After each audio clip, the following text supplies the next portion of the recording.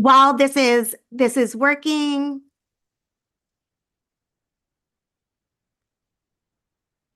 if you want to put your questions, send your questions in. That would be wonderful. We'd love to hear them. Okay, I think we are now live. And again, I apologize for that delay. Welcome. Good evening and welcome to No Election Can Legitimize Fascism. We refuse to accept a MAGA fascist USA. This is a virtual forum sponsored by the Refuse Fascism podcast in association with the RNL, Revolution Nothing Less show. If you are full of anguish over a Trump return to the White House, of a program of ethnic cleansing, if your heart aches with dread and sorrow at his pledge of mass deportations, if you are a woman who has felt your skin on fire with rage since Tuesday, or have felt a profound sense of betrayal that tens of millions of Americans voted for a rapist responsible for stripping away your fundamental rights, who campaigned on your domination and punishment, if you're worried that the horror is inevitable and that all hope is lost, you are in the right place and with the right people. I'm Sam Goldman, host of the Refuse Fascism podcast and host of tonight's discussion. The Refuse Fascism podcast for the past 3 years has exposed, analyzed, and led people to stand against the very real danger and threat of fascism coming to power in the United States. And before that, we had been mobilizing to drive out the Trump-Pence regime through sustained mass nonviolent resistance, forming in 2016, shortly after the election. Tonight, I'll be talking with Paul Street and Andy Z. If you listen to the podcast, you know Paul as a frequent guest. He has a very active Substack, The Paul Street Report, and he brings an understanding that it is the history of the US and the system we live under that has given rise to this virulent fascism. And I'm also happy to be joined by Andy Z. Andy is a host of the Revolution Nothing Less show. He brings a revolutionary perspective put forward by the revolutionary leader, Bob Avakian, that it's, quote, time to look seriously for solutions outside and beyond this system, end quote, working for a revolution to emancipate humanity. Both Paul and Andy have been members of the Refuse Fascism editorial board. Whether you're joining us via Zoom webinar, live on YouTube, Instagram, Facebook, or are part of the in-person audience in LA, thanks so much for being with us. This is so important. And it's not too late to take a moment and invite others to join you. Just a few notes on the format. I'm going to say just a few words to get us started and then kick off the conversation with Paul and Andy. And then we'll be incorporating your questions. So if you're in Zoom, be sure to hit the Q&A button and post your questions there or put them in the chat and they'll go directly to us. If you're joining live via social media, you can put them in the comments. Same with on YouTube.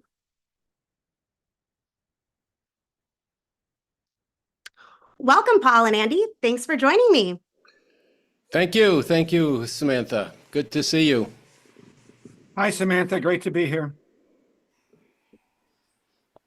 I am so glad to be with you, to get to hear your perspective. It's times like these that we really need to get together and struggle through it together, because these are dark times, and we can't sort through it alone. So I'm glad to be joined by both of you. Here we are, November 8th, 2024. Trump has decisively won the presidential election. Unlike in 2016, he now has a popular base of support that Mussolini or Hitler could only have dreamed of. This is something that Andy brought into our last discussion. He has a fully purged and streamlined fascist party, which holds the Senate. He has an expansive political apparatus, from conservative think tanks to rosters of vetted loyal political appointees who all know what they signed up for and the part they're supposed to play. He has very concrete plans for carrying out his program. He has a fascist-stacked Supreme Court that has given him immunity in advance. And now they have a popular vote, quote unquote, mandate. And this is all illegitimate. No election can legitimize fascism. It's the fascist character of Trump and the MAGA program itself which renders it illegitimate and an immoral peril to the future of humanity and the earth itself. Biden spoke yesterday, many of you tuning in probably heard, about how he's getting ready to just hand over the keys to a fascist, which, to be fair, is largely a continuation of everything he's done since 2020. He said that we, the people, have to lower the temperature. But I'm here to tell you, it's a good thing that the country is divided. Your grief, your shock, your anger are not only righteous, but they are a seed of what needs to be done to stop this fascism. It is a very good thing that we're not all marching united towards fascism. But as it stands now, despite often good intentions, the decent people are overwhelmingly accommodating in advance to this horror show. Let's be clear, fascism was on the ballot this past Tuesday, but anti-fascism was not. Real opposition won't be found in the institutions and organizations that have brought us to this precipice.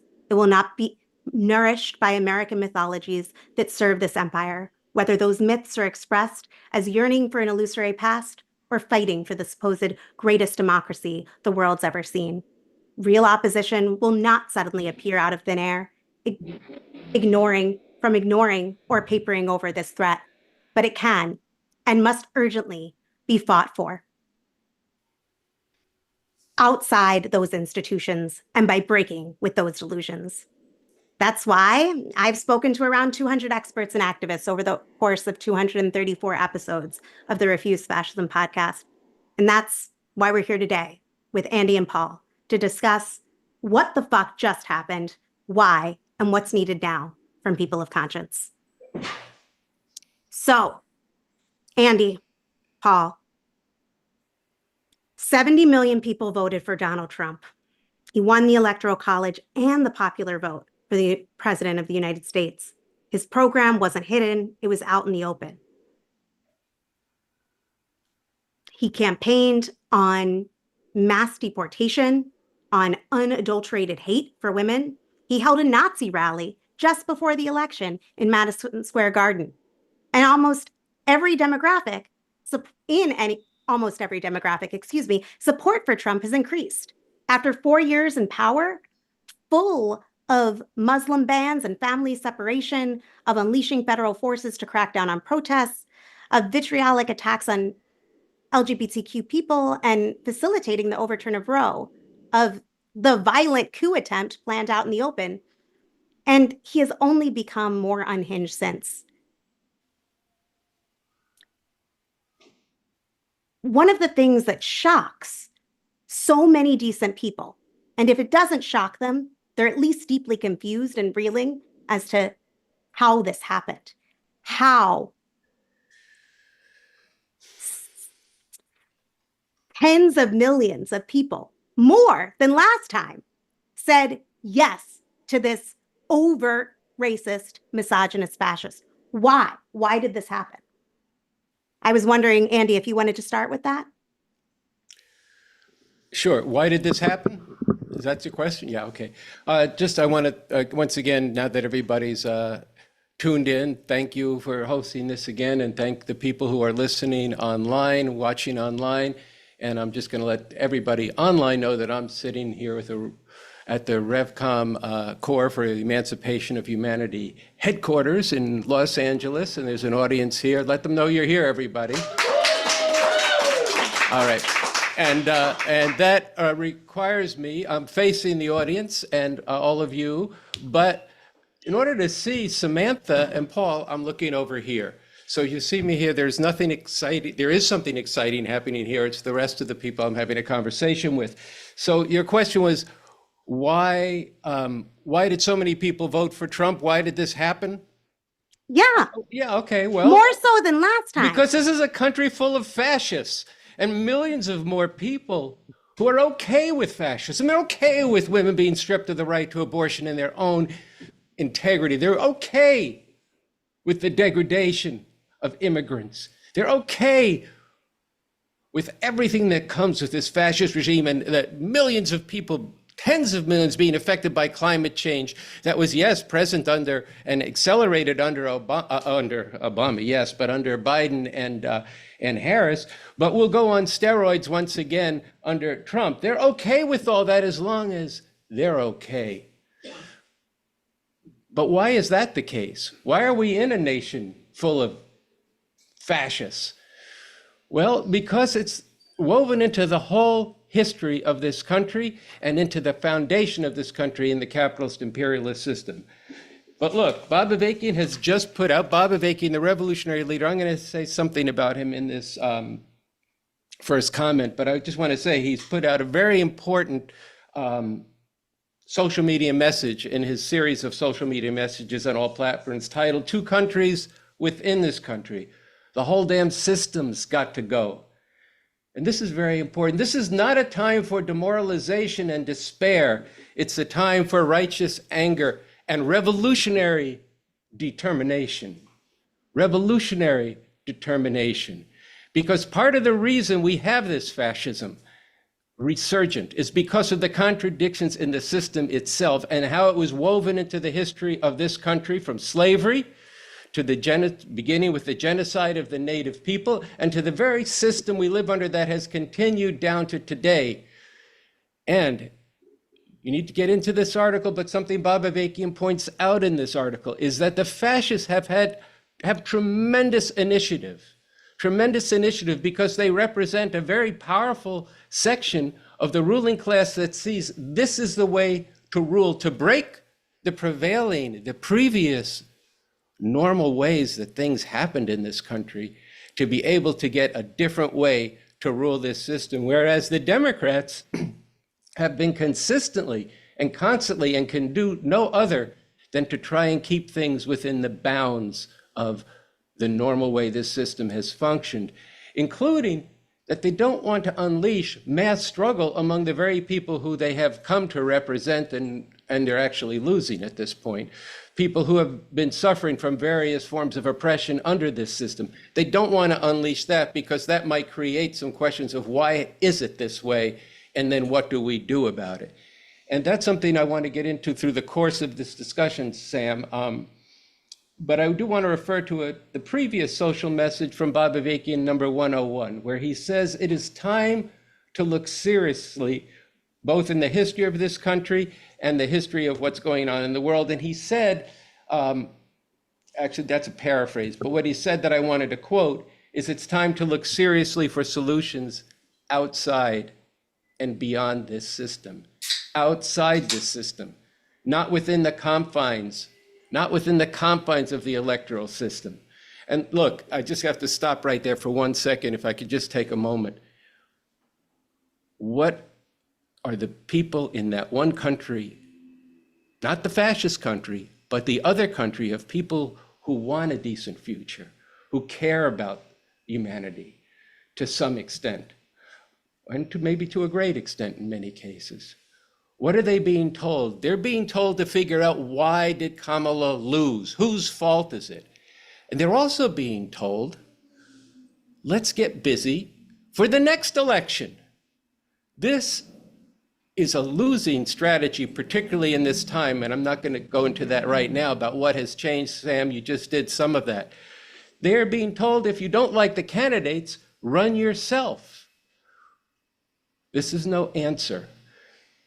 We have to be outside the normal political processes, and we have to go beyond this system and fight for a radically new world, for a whole different way we could be living, a fundamentally different system. I want to get into that also later on in this. But I want to, since you mentioned in the introduction, and I've quoted Bob Avakian twice in his last two social medias, I want to say something about Bob Avakian to those people who are listening to this live stream for the first time. And I want to remind those who are more familiar with Bob Avakian what you have in this leader, that he's not like any of these leaders that I just was speaking of, these bourgeois leaders who try to find a way to work within the bounds of this system. Bob Avakian has developed a more scientific way to look at the world and to understand the problems we face and the solution in an actual revolution for what? To emancipate all of humanity. This is a tremendous thing. We have been weighed down for generations now, for decades, under the weight that no other world is possible, that this is just the way it has to be. But that's not true. And if Bob Avakian, alone among the people who led and were part of the major upsurges of the 1960s, went to work to figure out and to develop a new communism, a way we could get free from all this exploitation and oppression, get on the road to emancipating humanity here and all over the world. This is very important for you to get into because we are facing a horrific situation with the Trump-Vance fascist regime, and we have to get free of this. And we're not going to get free of it by sitting around talking about 2028 or 2032 or something like that. This is way too fucking urgent for that. We have to be preparing now for an actual revolution. There is a wake-up call to people, again, not for demoralization, but for determination and ferocious struggle and the determination to overthrow this system and bring about a far better world. And that's what I'm going to be talking about. And that is how we have to understand what we are facing in this Trump-Pence regime. Trump-Pence, Trump-Vance. Yeah. So see, I got the problem is they both ended with ants at the end. So then there you go. So I'll try to keep, I know that wasn't brief, but I'm going to stop here. I got a lot more to say. And you previewed a lot. So that was good. That was good. I appreciated it. Paul, I want to hear, I want to hear from you both. What is your perspective on why this happened? Yeah, go ahead. And I hear there might be a siren, so hopefully you can still hear me. And maybe you want to respond to what Paul said, but there are a lot of people right now who did not expect this, who thought maybe he'd get he'd win via the Electoral College, but they didn't think that he'd win the popular vote. Why did that happen, and what does this mean? Well, let me just say, first of all, hello, LA. Hello, Philadelphia. I'm in the middle in Chicago. I wish I was out there with my friends in LA. It just seems like I was just there recently. So I was sitting next to Andy, looking over that way. So hello to all my wonderful friends in LA and all across the country. Sam, I think actually Trump's popular vote is up to 74 million and maybe heading to 80 million. So it's pretty freaking bad, right? Why did all these people vote for a white supremacist, misogynist, fascist? Because white supremacism is alive and well in the United States of America. It's foundational to the country, and it has stayed intact, and it's risen and fallen, and it's back again today. The whole illusion that we'd gone beyond race under Obama was just this toxic delusion that was blown away almost immediately by the Tea Party, and then by the birther phenomena, and then by the Trump presidency, because patriarchy and sexism are foundational to this country and are alive and well and continue to this day. The same goes for nativism and immigrant bashing and all of that. That's why we've got tens and millions of race, white supremacists, sexists, and fascists in the country because of capitalism.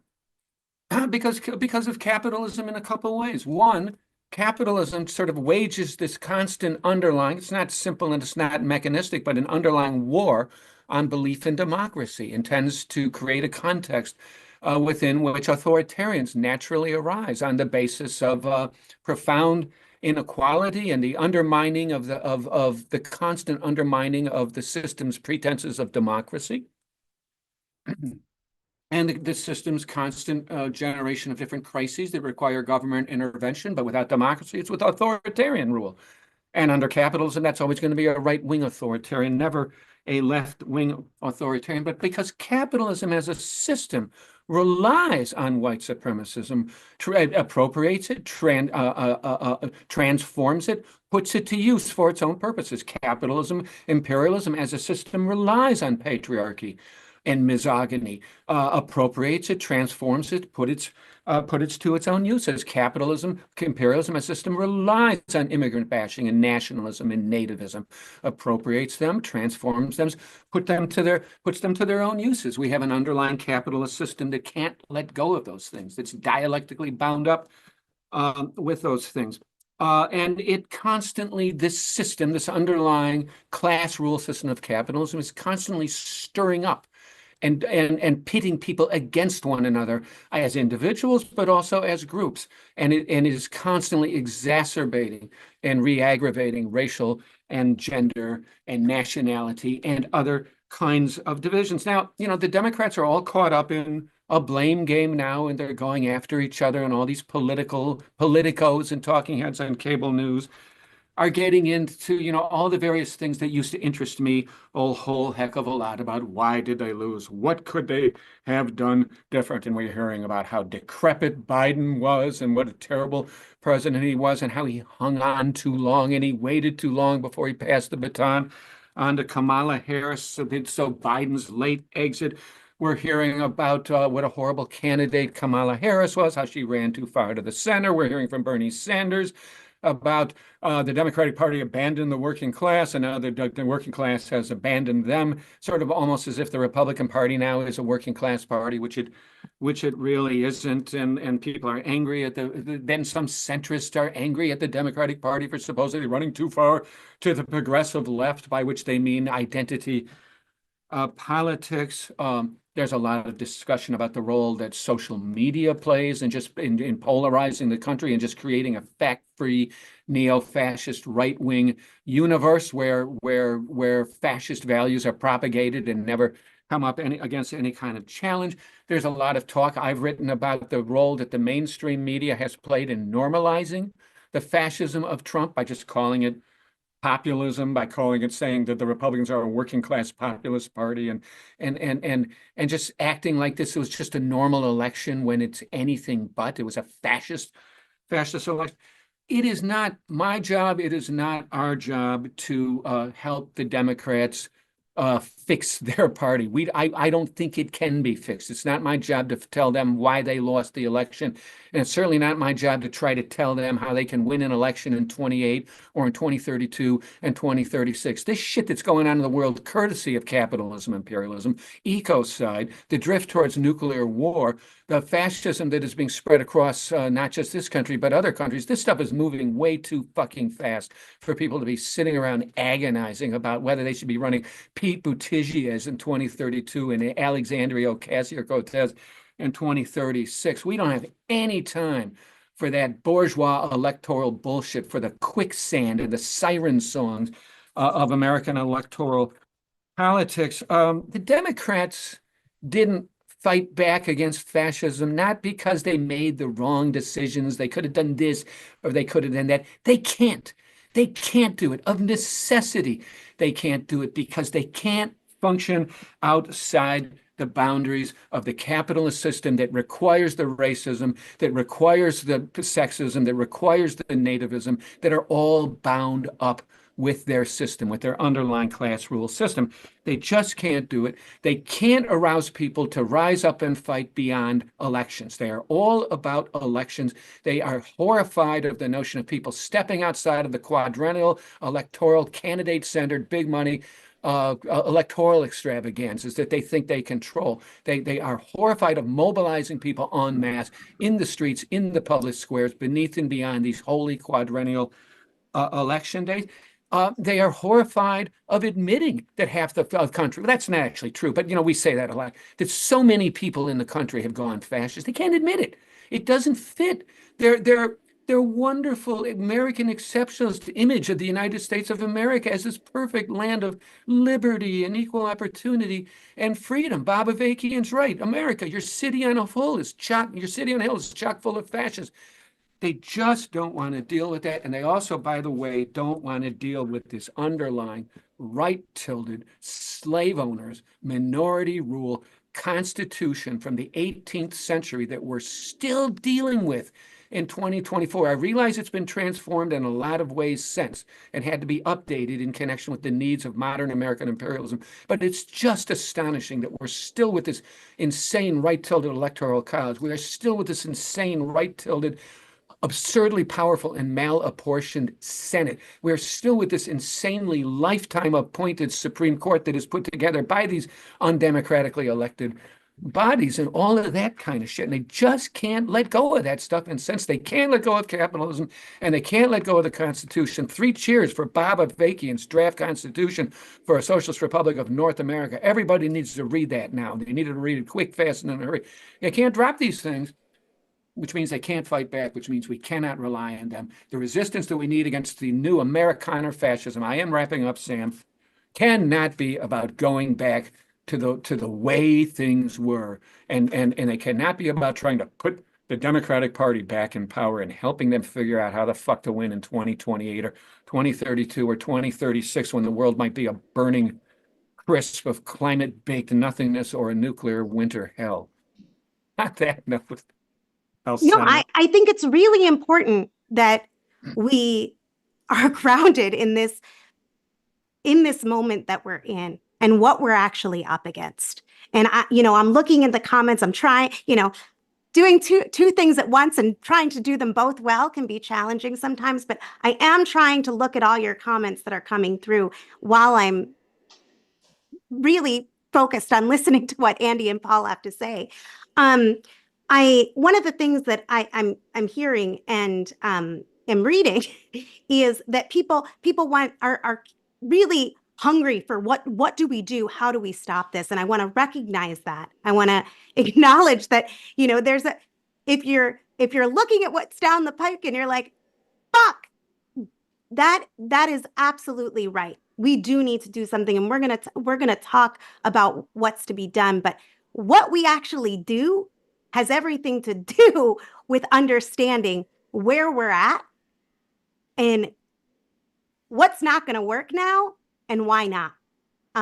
So I just wanted to put that out for people who are urging that we move forward in that direction. I do, both of you spoke to this some, but one of the things that I've been hearing from people a lot in the days since the results came in, where we survived a Trump presidency before, we can do it again.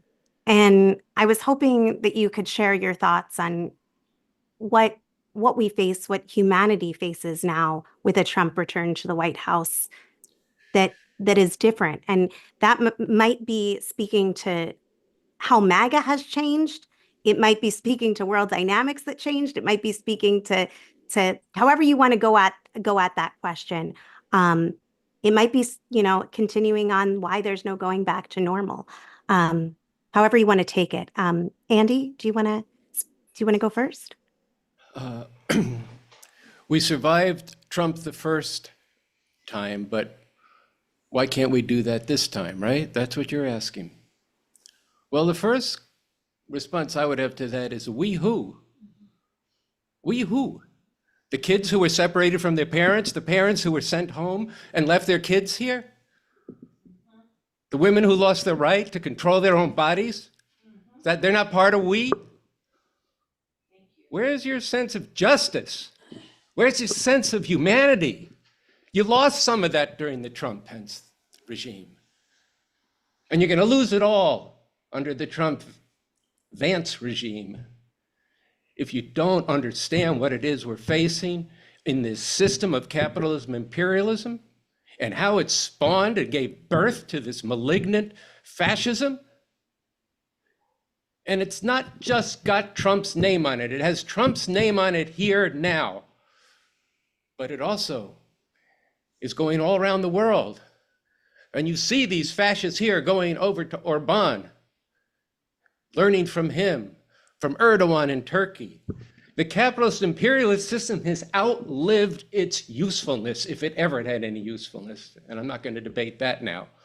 But it's long since passed, long since passed. And it spawned a movement now around the world to tighten up, to dispense with any pretenses of rights of the people, to be able to enforce the dictates of capitalism, imperialism.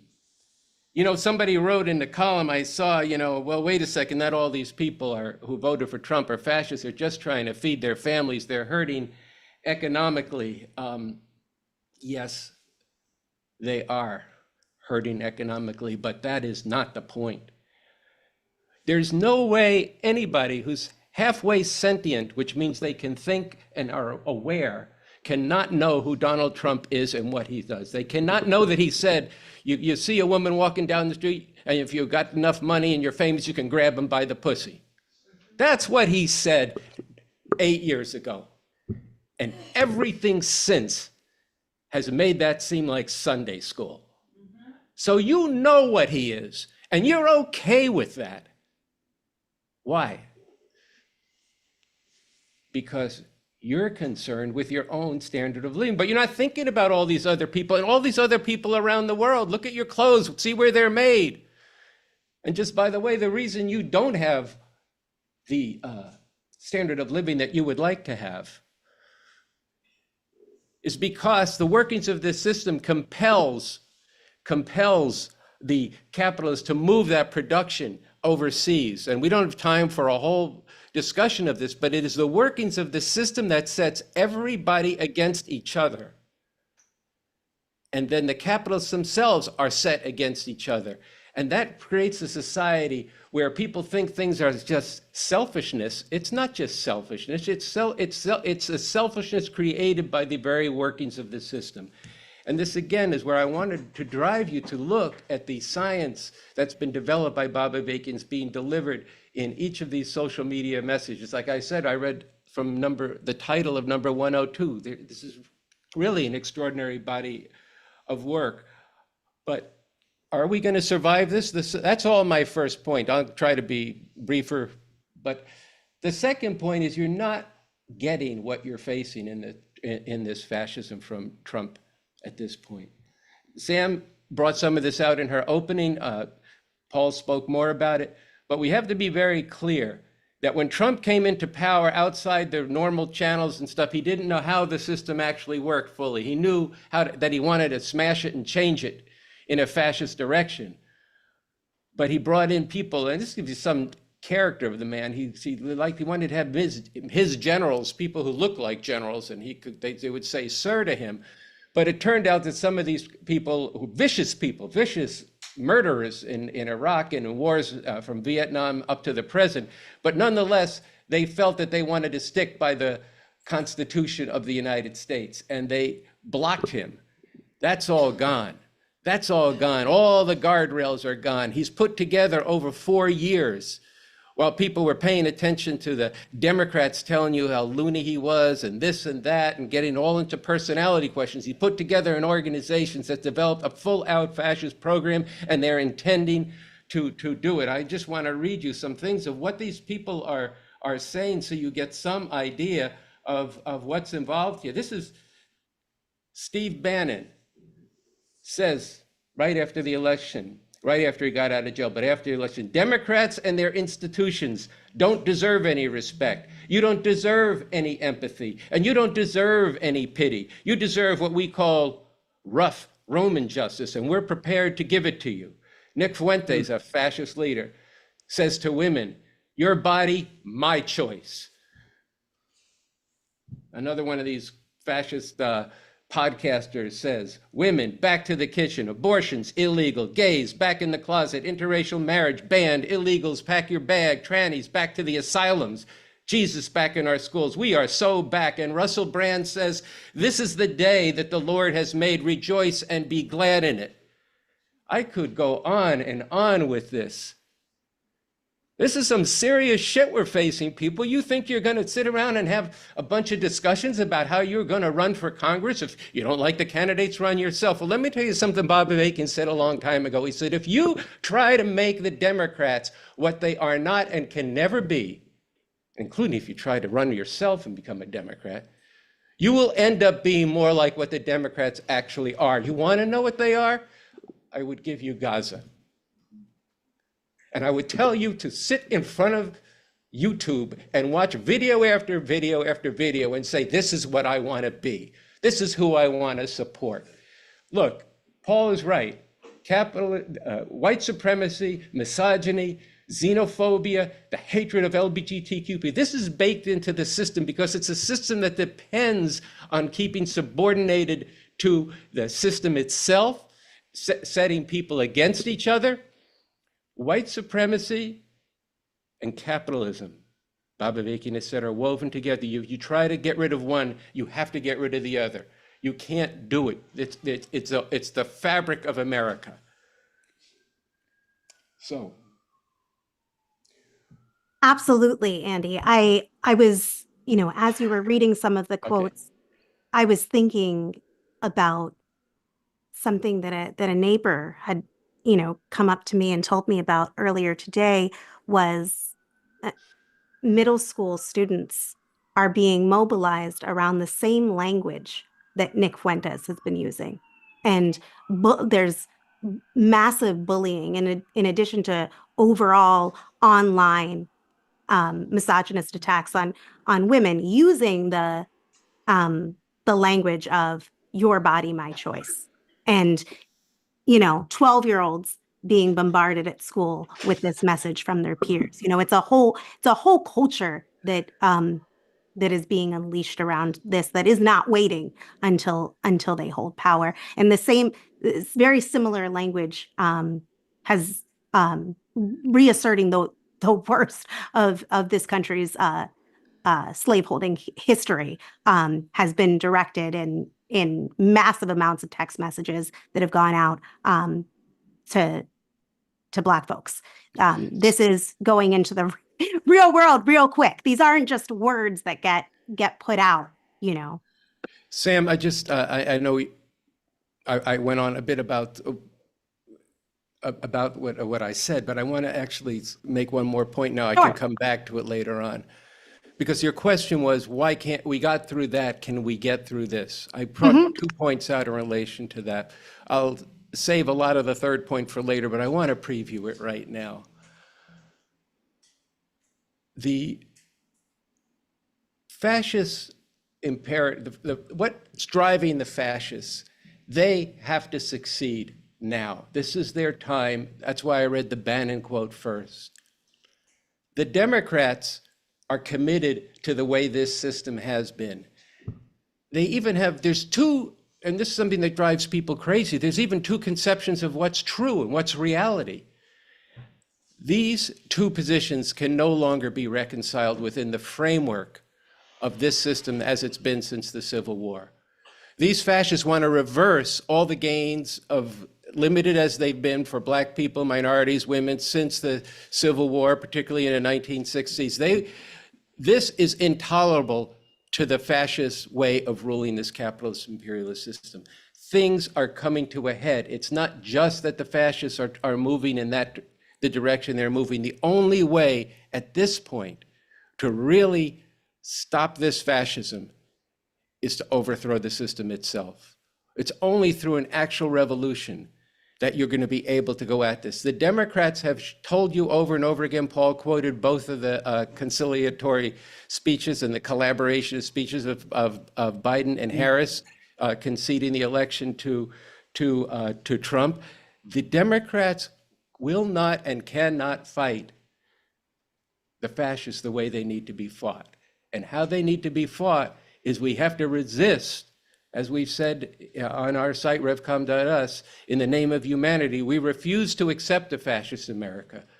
But we also say we need, and we demand a whole different way to live, a fundamentally different system. And I'll save talking about that more till later. But part of why it's not the same situation is that it's not the same situation. It's not Trump 1. This is Trump 2 after 4 years of building a movement and recoiling against what the decent people in this country wanted. And they're saying, no, you will submit to us. And there will be no stopping this through normal means of protest, normal means of which we should protest. That's not that we shouldn't have protests, but this is very urgent. Before this fully consolidates, we have to build a movement for a whole different way for humanity to be living a different system in this country and then throughout the world. I just wanted, because the answer was incomplete without that. Thanks, thanks, Andy. Paul, is there anything that you want to bring into the Well, conversation I'll about just say, I'll say a few things.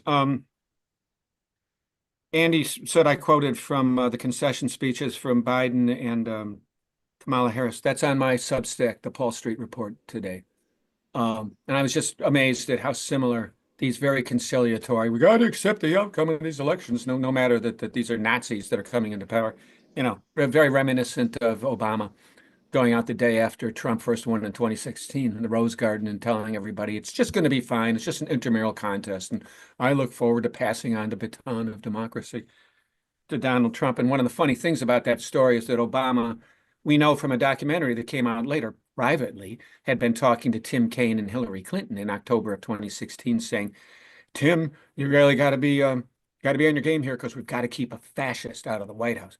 They've known all along that this other party has gone fascist, but they don't want to go public with it because it's too dangerous to do so. You know, in terms of surviving and what's the difference between 2016 and 2020? Well, this is worse.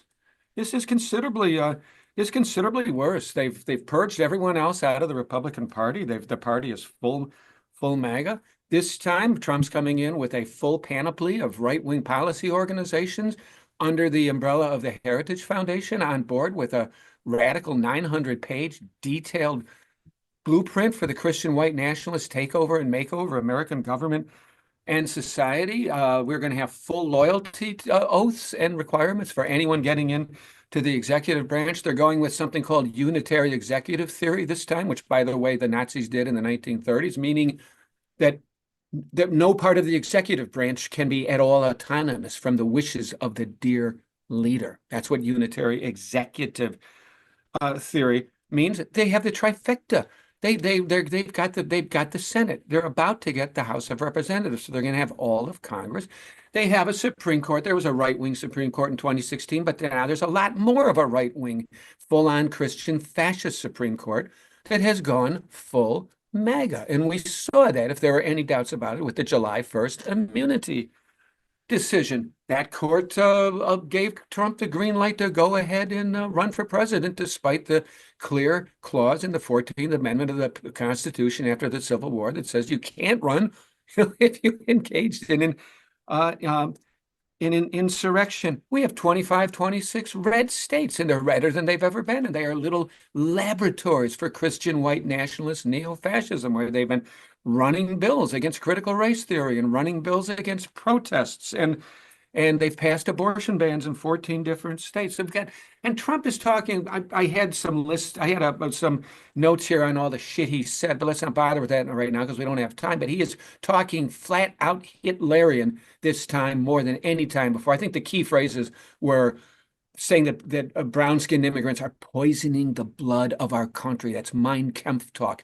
Clear the Marxist vermin out of the country. That's Mein Kampf talk. The biggest threat is the enemy within, the Marxists who are supposedly stabbing the nation in the back. That's Mein Kampf talk. He's just been openly Hitlerian this time. This fucking narrative about Haitian immigrants eating dogs and cats in Springfield, Ohio, was so vile. The animalizing of your racialized others, So, Noam Chomsky said, we fought with Noam Chomsky, the academic Tony DiMaggio and I, all the way up through 2020 to try and get him to admit that Trump was a fascist. And he had these idiosyncratic reasons involving an over-attachment to every aspect of classic historical 1930s fascism that was holding him back on it. But Chomsky said something very true, too, in January of 1920. He referred to Trump as the most dangerous criminal in human history. And he actually mentioned a number of things, but particularly the ecological agenda. This drill thing is an existential death sentence for humanity, okay? We are already nearing a tipping point of potentially irreversible capitalogenic, capitalist calls climate catastrophe. It's not clear that humanity can survive another Trump term. We may be tasked with Trump-Vance regime out now as an existential necessity for the human race. And before we go any further, I just want to read something in case I forget to, that came out that's a little bit related to the question of whether we can go back to the old ways at all. This will be very quick. But a comrade in Chicago sent me a wonderful quote from the radical Black visual artist Dred Scott. I want to read it, because if I don't make myself read it now, I may not remember to read it later. And I think it applies to what we're talking about. The problem, says Dred Scott, is not the election result. The problem is that people were voting on the best way to run an empire that is founded on slavery and genocide and based on exploitation and oppression. A choice between fascism and traditional Imperialism could never yield a result that is in the interest of humanity. The further consolidation of fascism in the United States will mean terrible things for humanity and many other species, key point, incidentally, and we must continue to resist it. But let us be clear, this whole election was part of the problem and can never be a solution to our problems. Not just the election outcome, the election itself. This choice between an open, malignant, sociopathic fascist on one hand and a genocidal imperialist, Kamala, go ahead and burn children to death in Gaza, Harris, on the other hand. When that's your choice, when burning children alive in hospitals is the lesser evil, then that whole damn system's got to come down. And on that, I will relent for now.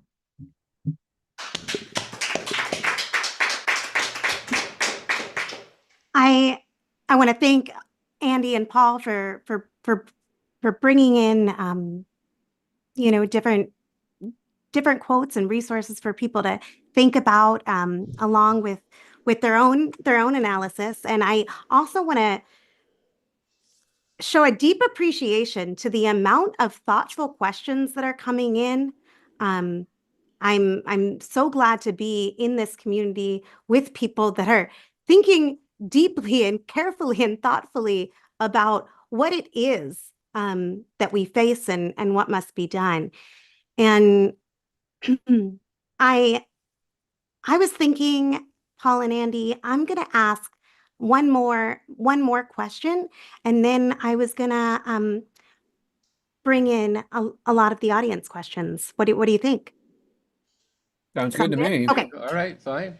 So if this is a broad and basic question that you could take however you want. It's not so basic. Let me take that back. It's very broad. What can we actually do to stop this fascist threat with, I'm a I used to be a kindergarten teacher. As somebody who works with teachers who teach early childhood, you'd think my counting would be better, but I think that we're like at 71 days until Trump would return. Inauguration. Inauguration. Thank you, Andy. Can always count on you for helping me find a word. No. What can we do? Like, what can we do? Is there anything that can be done to stop fascism from consolidating? There's some people who say it already consolidated. What is needed now from what we, in Refuse Fascism have called the decent people? Well, we've, in the RevCom Corps for the Emancipation of Humanity, the slogans have been raised, and on revcom.us. The first one is, in the name of humanity, I'm supposed to look over here. In the name of humanity, we refuse to accept a fascist America, which is the slogan Refuse Fascism, raised 8 years ago. But if we're serious about that slogan, and we're really thinking about humanity here and all around the world, we have to be able to mount some ferocious struggle. And we're going to have to see what people do spontaneously. But I think this fascism having made the point that this is not the same as in 2017, it's also the case that he's going to come to power and try to do things. And he's going to face, he being Trump, they're going to face a number of different kinds of problems, which we call necessity. What is he able to do? How is he able to unfold this? He says he wants to deport 11 million people and use the National Guard to do that. That's going to bring about tremendous hardship, misery, death, chaos. But within that, there has to be massive resistance. And it could spark massive resistance. But the question is going to be, resistance to do what? And you're not going to back fascism down. You have to defeat it. But you're not going to defeat it the way the Democrats want to defeat it, which is to restore the old system. This is too much. This society is too divided for that. And it's also, as Paul said, too late for the existential dangers that we face, the environment and the danger of nuclear war. As much as Trump tried to run as a peace candidate, the things that the US imperialism is facing around the world are going to compel them to do certain things, including that he's actually got even a more horrific policy towards the Mideast even than Biden, which is almost hard to even conceive of. In this situation, we have to be part of, and people need to unite very broadly. And I want to say right now, there have to be standards in this movement going forward where all voices are heard, where people have to be able to hear each other and listen to each other and debate what is the problem, what is the solution, how can we unite, how can we debate and our disagreements, and no more of this thought police in the movements of resistance. That has to be a thing of the past, or we will get defeated. I'm just going to say that straight off the top here. And we have to recognize that these people are organized and they're armed and they have all different kinds of things. We're going to have to increase our determination and our level of organization and discipline. And that's why I want to encourage people to join the RevCom Corps for the Emancipation of Humanity. We are getting serious in that organization to train ourselves physically and particularly mentally to understand what is the problem we face, what is the solution, which is why we're taking up the campaign to get the Bobavakian social media messages everywhere and to raise money to get it everywhere, because people need to know how this system works. I can't, and Paul can't do justice to that in just a few half hour, an hour or so, but you really do need to know your enemy if you want to actually fight. Even if you're playing a basketball game or a football game, you got to watch the tape. You got to know what these people are doing, what their good moves are, what their strengths are, what their weaknesses are, where they're vulnerable. All of this is stuff that Bobavakian goes into, and even sometimes about sports. But he does, but mainly about the question that's facing humanity right now, which is how are we going to get free? And this is why the second slogan we've raised is this whole system is rotten and illegitimate. We need and we demand a whole new way to live, a fundamentally different system. And that's gone into, as for those of you who watched the last live stream and watch our show, the RNL, Revolution Nothing Less show, Sansara, myself, and others on the show, Raphael, hold this up. We need and we demand a whole new way to live, a fundamentally different system that is talking about in the situation that we face. People are going to confront a disruption in the way things have been that they've never experienced in this country. It's going to be a sea change. And Paul spoke earlier about the US Constitution with a great deal of poetry, and he's made the point that this is a slave owner's document and a capitalist exploiter's document. And we see in this situation, in the midst of all this resistance, raising this demand that says the existing capitalist imperialist system and the institutions of government of this country must be abolished and replaced by a new socialist system based on the Constitution for a new socialist republic in North America. And what is the difference between these two constitutions? The one that should be abolished protects the right of property, protects the rights, and confines people within competing with each other over who can be exploited more efficiently. It confines all the struggles within terms that actually work within a capitalist system, a system that is based on exploitation and oppression. The Constitution for the New Socialist Republic, on the other hand, that's outlined in 6 points in this brochure that I just laid out, talks about how this Constitution empowers the masses of people to go to work on overcoming all forms of exploitation and oppression. It sets a whole different way that elections take place, a whole different set of rights for people. The most important right is the masses of people having the right to have a real say over what kind of society they live in. Not every 4 years get to vote for which exploiter you want to head things up, but to actually be shaping the direction of society. And it has a lot of different principles in it. The right to dissent and also funds dissent, nothing that's even close in the US Constitution, let alone any other constitution, even in any other socialist country that's ever existed or constitution that's been written. It's extraordinary. You need to read this, as Paul Street said before.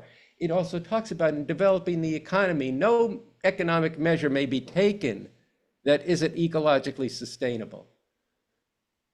That's necessary for the survival of humanity and for people to really be able to live fully in appreciation of nature and all the other species, and to be able to be, for humanity to continue to thrive for future generations, not this drill, drill, drill, amass as much profit as you can and the future be damned. That's the ethos of capitalism. Our ethos is completely opposed. So this is, Samantha, part of how people need to fight against this consolidation of the fascist America. And we need to fight very hard against everything they're trying to do and not let them consolidate. Well, but we need I to want do to that as jump part in. of making revolution. I want to jump in there, Andy, because I think Okay. that there's a question in the chat. There's a lot of questions that relate to this. I think I'm going to put it in my own words, though, for this one, and hopefully people will hear some of themselves come through with this. But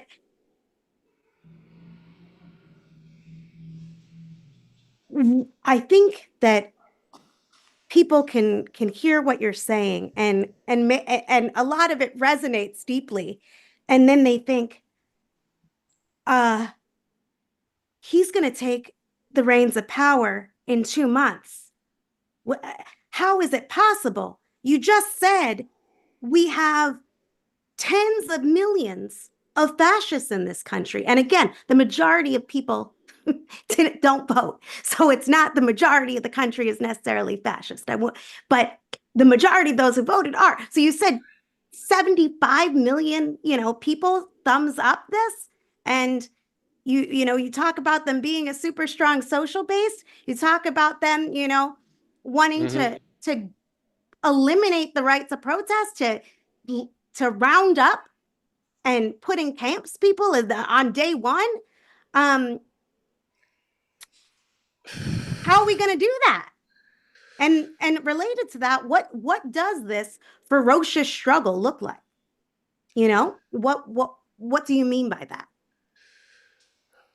Well, first off, I wanted to come back to the fact that they don't have a big wide highway to do everything they want to do, okay? It's going to take some time. And I think we should talk about the situation in this country, but I'll say that if you go to a historical analogy, even after Hitler was named chancellor, it took years for it to fully get consolidated. But there wasn't the kind of resistance. And a big problem that was faced was that what they called the good Germans, the people who I was speaking about earlier, who went along with it because they wanted to keep their thing together and didn't resist when they actually knew what, and they said, well, we didn't know, you knew. And believe me, all these people who voted, and I don't really want to argue whether it's a third of the country or 40% of the country. That's too many people. It's a lot of people, but there actually are more decent people in this country, and they have to be organized to fight against this and to understand why it is that this fascism has come about, what's the nature of the fight, and then to be and if there's a movement built for an actual revolution, that is going to create a lot of necessity, a lot of if we forge this with thousands of people soon, small minority thousands of people, it will create necessity for every other social force and class force to take that into account. Because what the people who are within the framework of social democracy, bourgeois, it's all forms of bourgeois democracy, it's all forms of little more say for some of the people under capitalism, they are going to have to respond to this. And what it's going to take to actually stop this fascism is going to be a ferocious struggle. And I think there's more of a basis in the situation today for people to recognize that. Whereas last time in the first Trump-Pence regime, there was a lot of fumbles by Trump. He did a lot of damage, as I said before, but there wasn't the kind of society-wide dislocation that we're already seeing under Biden and Harris with the Gaza war and the war in Ukraine. So I don't have a crystal ball as to how this is going to go. That was a big refrain in our last conversation. But you have to look at, the more we build a fight for an actual revolution, it's going to create larger fissures and a back and forth between many different class forces. And we have to understand that the forces of revolution have to seize political initiative to determine the direction of things. The terms can't just be, well, Trump, Vance have to go, and we want to bring back a progressive Democratic candidate, or some people are a more conservative Democratic candidate. No, there is a basis to unite masses of people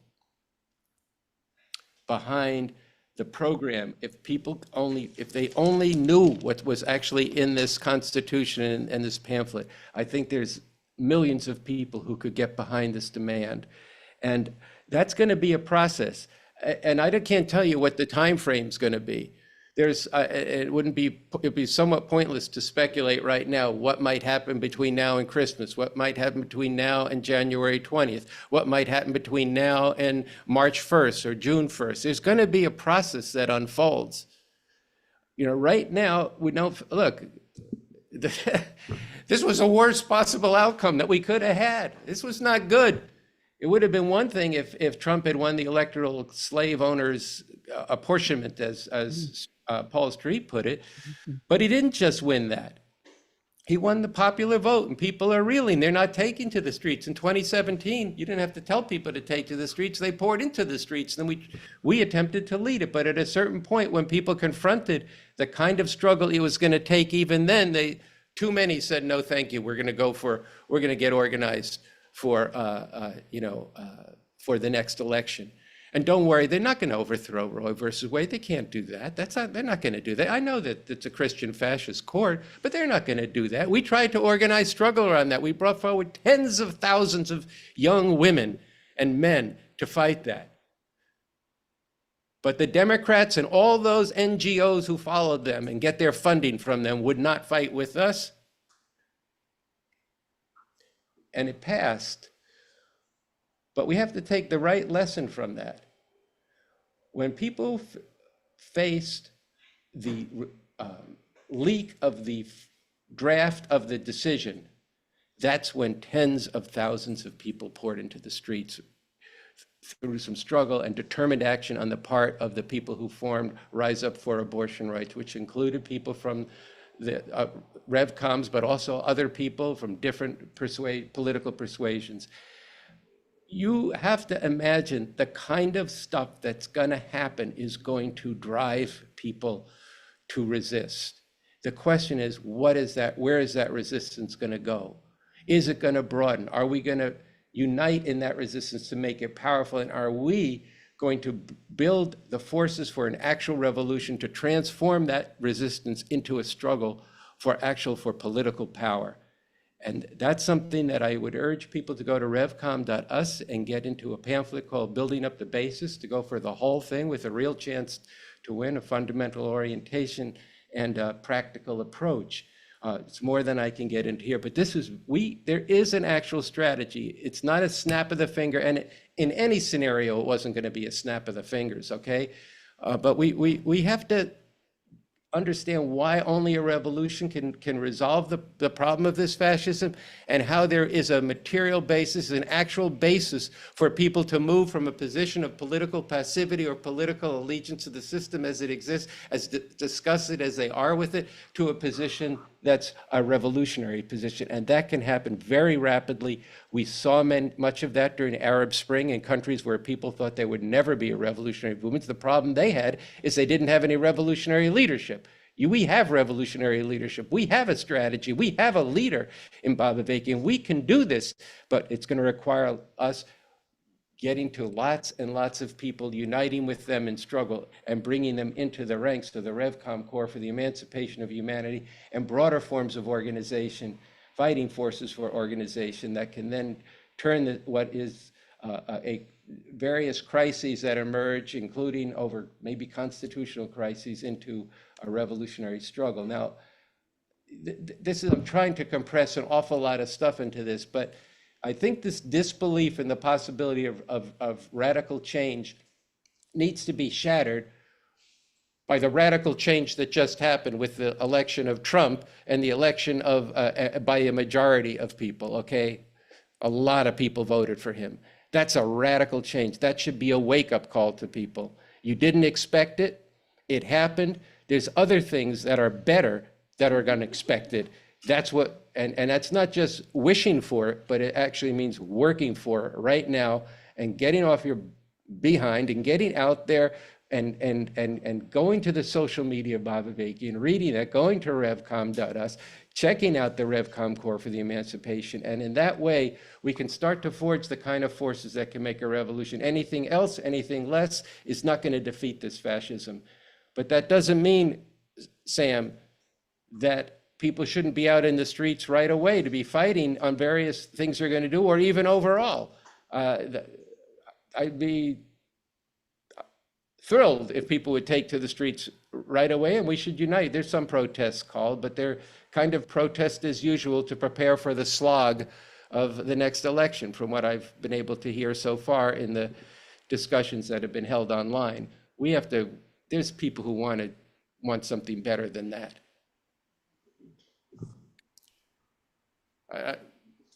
Yeah. I mean, I feel like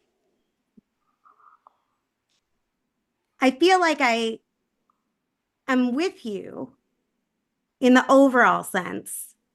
And then I'm also like, well, what does it mean right now if they are able to wipe out the ability for people to even protest? How do you move in that moment? I'm thinking about people's comments, and I'm going to bring some of them in that relate to this question. But you know what we've learned, I'll say this, we've learned that when you face a regime such as this, right, the longer that people wait to act, the worse it is. And right now, there isn't an immediate opposition or refusal. It's people, many good people, going inward and thinking about how they're going to take care of themselves, how they're going to take care of their loved ones, how they're going to get by in a nightmare. And that's something to me that really has to be broken through. And then there's a lot of nihilism that people think that this is shit and nothing's going to come and we're done. And that's a really, really dangerous mindset right now, because you don't see people acting, you then feel alone, and it reinforces itself. And I think that that you mentioned that there are some calls for people to protest, but we don't see people in the streets. So I'm just thinking, I feel like given the situation right now, if he came into power, and I think he will go forward with his plan for mass deportations. I think we are kidding ourselves to think otherwise. So if and very likely when that happens, what is required of people of conscience? Is there anything we can do? And maybe, Paul, you want to speak to that too. I want to make sure you're. I am very struck by the difference between 2016, even in little old Iowa City. 200 of us the Friday after the election went out and shut down the eastbound Interstate 80. And my comrades here in Chicago are telling me about there were just masses in the loop all like 2 days after. However, there are going to be no small number of pitch points probably in the first 6 months of this administration. There's going to be any number of single issues that are probably going to rile people up. I don't know how many people are going to the streets. We're going to find out. We're going to try and make it as much as possible. They're going to tear up environmental regulations. They're going to go drill. They're going to do huge tax cuts. They're going to do inflationary Tariffs. I mean, the big one, the obvious one that I see a physical confrontation about is the threat of citing the Alien Enemy Act of 1798 to justify sending in the U.S. Army to round up so-called illegal aliens. And I think absolutely that that's coming. And I think as people do come out of their sleepwalking and come out of their shock, I hope with help from us, these fascism people, Rev Corps people, and others, that, we organize around more than just single issues and get it that we need a cohesive, consistent, disciplined organization to put forth a vision of an alternative society beneath and beyond sporadic protests. Enough of I've lived through, I've been blown away and very excited momentarily by numerous mass protests in my lifetime. May 1st, 2006, the global justice movement in Seattle movement, late 1990s, the march against the Iraq War, even George Floyd on a truly enormous scale, but then to see them fade and fall back into the woodwork of the quadrennial election cycle, and we really have to push hard to go beyond just sporadic protests and get people and always frame everything in terms of the roots, the underlying political economic system that produced this, all the way down to the mode of production and back up to the political superstructure and back again and drive home. It's the system. I think a lot of our challenges with people right now are about how they're thinking. They're at the level of epistemology, literally how you're processing events. No to going to trying to get the Democrats back in power. No to the notion that elections are the solution. I understand that people are mourning. I understand why people are crying. I understand why people are even weeping. I get it. But at a certain point, we got to get past the weepiness and the sadness and the related fatalism. The correct response to this election is anger, righteous fucking anger at the choices that were put up before us and the system that rests behind those limited choices. Get past this, how the Democrats can do better next time. And also, we got to fight this impulse that some people have towards minimization, pretending that this is all just rhetoric. This is just shit Trump says. This was just campaign rhetoric. He really doesn't mean it. When he says brown-skinned immigrants are poisoning the blood of the country, he says he's going to declare the Insurrection Act. He says he's going to send the army in to end crime in one day. Translation, extrajudicial executions in the streets of the west side of Chicago and south side of Chicago and South Central and Bed-Stuy and the black neighborhoods of this country.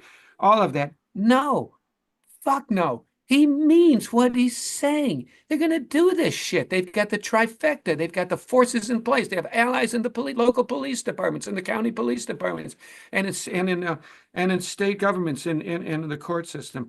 Internal exile. All these people are talking about, well, I'm going to go, it's like Masha Gessen talks about how people responded to authoritarianism in Russia and they just went into their own internal lives. Well, that's not going to fix anything. Sorry, that's not going to work. If you think you can escape what these motherfuckers are doing to the planet and to our society with an internal exile. Well, I mean, I just saw in the news these very nice middle-class people outside LA who just lost their homes in this incredible wildfire that just ravaged, this ecological crisis, is not going like light. I'm going to move to another country. How many people are saying that? Though that doesn't fix anything. I suppose it momentarily could make your personal experience better, but it's not going to fix a goddamn thing. And can you really escape the clutches and the reaches of capitalism, imperialism anyway? I don't think you can. And then waiting around for labor, and we're going to wait. Someday the working class is going to rise up, and all this talk about trade unions, and we'll get some collective bargaining agreements, and somehow the UAW is somehow going to turn into a radical leftist organization. I don't think so. I did a piece years ago called The Lame Left, 17 Afflictions, and I went through all these mindsets, identitarianism, trade unionism, economism, localism, fatalism, pessimism, direct servicism, anarchism, revengism, and all of that. It's all got to go. It's all got to go. And the organizations, the only organization that I've seen, and as I was writing this, I was thinking this, I've seen shed themselves of all the residue of the past dysfunctional ways of responding to capitalism, imperialism, and its progeny called fascism. or we'll refuse fascism and the Revolutionary Communist Party USA. And I really think that's where people are going to need to turn to find real answers to the work of Avakian. It's so important to promote Avakian's work right now. This guy is coming out with dead-on analysis that really knock me out and how perceptive they are.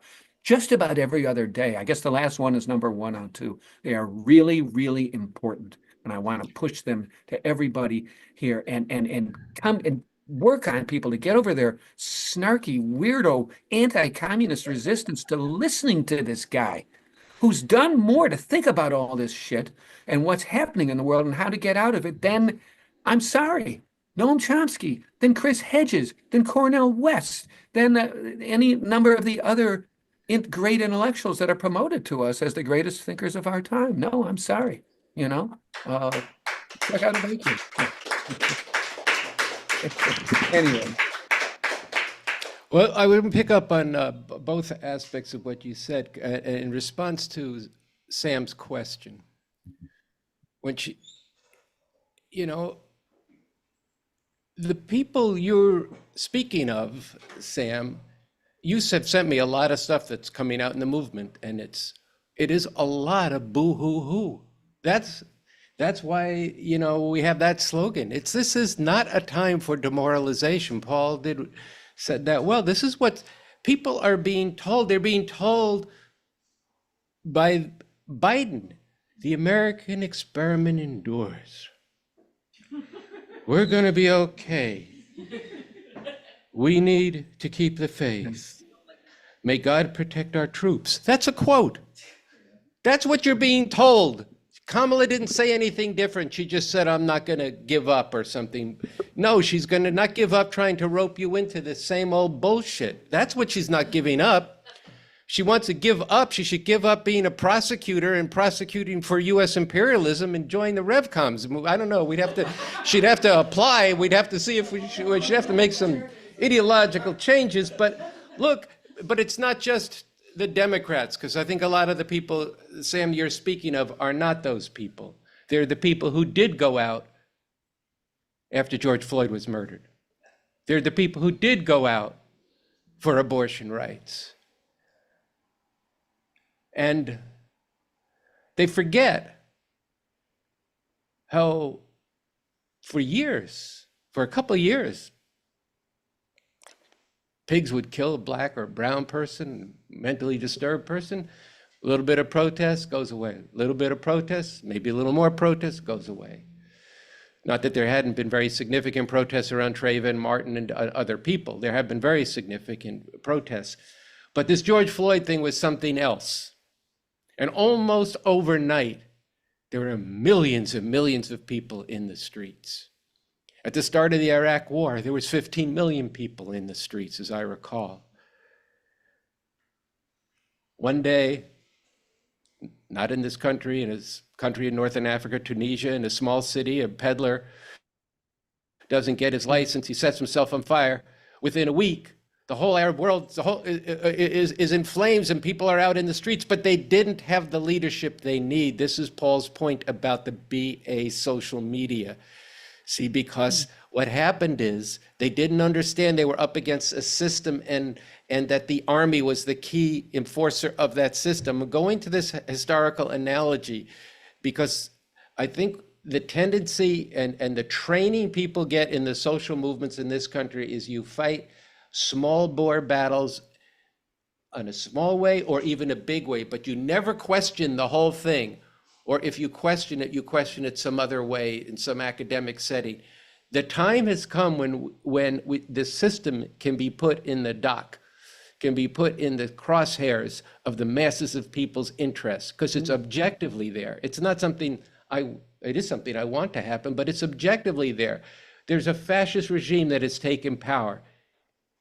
And it's been, even a New York Times columnist, Peter Baker, has said, this is a societal change. This is who we are. Well, again, we who? It may be who you are. You may be so enthralled with this system that you're willing, like Biden and Kamala, to say the system endures. I say the time's up for this system, and that's what we're saying. And we need to get organized to make it up for the system. And that is something that's on the docket. There's no crystal ball as to how it's going to develop, but I will say this: it's not going to happen without people understanding the nature of the problem they face in the system itself, how the political setup, which is what Paul and I have been trying to talk about, enforces that and reinforces that system. But it does enforce it, and yes, they'll enforce it ever more brutally. Trump said, "Why can't we shoot people?" During the George Floyd thing, he wanted to shoot people, and they restrained him. They may not restrain them this time. But that's not a reason not to fight. But it is a reason to fight to get rid of the system, and to do it smartly and with organization and a sense of the value of people's lives. This is another problem that we face. We need a movement, as I said before, where there's standards where we are listening to each other, but we also need a standards that say we're not going to fight the way they fight. And I'm just going to say, Bob Avakian has, one of the things that he's done is he's gotten rid of the poisonous notion that exists broadly in the social movements, broadly in some of the liberation struggles in the 60s, and in the communist movement. He said, we have to get rid of the poisonous notion where the ends justify the means, where the revolution is just for revenge. We have to fight, and we do have to fight, and it's going to be a real fight. Nobody's pulling wool over anybody's eyes as to what it's going to take. We have to fight with the understanding that this is not for revenge. This is for all of humanity. And we're going to fight with the ethos and the morality of the world we want to bring into being. And there is a way to do that, which is why the Constitution that we talked about before, Paul brought it up, I talked about it some, is not, in the future socialist state, we're not going to have nuclear weapons because they're crimes against humanity. When we cry crimes against humanity in a relationship to Gaza, that doesn't mean we get to commit those crimes against humanity for our side. We have to fight in a different way. So right now, Sam, to answer the question of what do we do and how's it going to happen, I can't say, nobody could say exactly how it's going to go down. But I will say this is not a time for crying. This is not a time for boo-hoo-hoo, self-care and all that. I mean, yes, no, people shouldn't run themselves into the ground, but they should, this is a time to get very busy. Yes, less sleep. Yes, less self-care. Okay? Because you got to care about humanity right now. It's time to get organized. It's time to get serious. It's time to get into understanding the problem and solution in a scientific way that Bob Avakian is bringing, and that the RevCom Corps for the Emancipation, we wrestle over. It's not like this is, oh, Bob Avakian says that everybody says yes. Every morning people are having discussions on Zoom calls in person, trying to wrestle with it, raising their questions, raising their disagreements, deepening their understanding of what he's developed. But we are beginning to go forward in an organized way. Now with hundreds, it needs to be thousands and then tens of thousands. And very soon, we face an existential crisis in this country with this fascism. And so it's existential in that we have a shot. We'd still have a shot at making a revolution. Maybe it's turned out a little more difficult. It's turned out a little more difficult than we anticipated, or we thought was one of the possibilities that could have come up with this election. But we still have a situation where the ruling class of this country no longer rule in a unified way and in a way that the people of this country have become accustomed to. That is an opening that the people can seize. And we have to get to a point where people see that there's a really hopeful, beautiful way we could be living in a different society, such that their disgust and anger and hatred and upset over the way things have been and the possibility of something better outweighs their fear of repression. And so they become part of a force, a movement, yes, against the fascism, but also for a revolution to emancipate all of humanity, and that a section of them get organized into a scientific discipline force to actually lead that revolution and want to take that responsibility in their heart and in their head to lead millions of people to overthrow the thing that is oppressing people in this country, yes, but it's also who's sponsoring the devastation of South Lebanon, the unbelievable situation in the West Bank of Israel, of Palestine, and in Gaza, and that is threatening, is sending the young men and women of Ukraine into a meat grinder for the interests of imperialism, and is threatening a world war with China. Come on, people, this is not any time to be boo-hoo-hoo, what about me? This is a time to start thinking about humanity. And here's the thing, if there was no way to actually do this, then then, whatever will be. But that's not the case right now.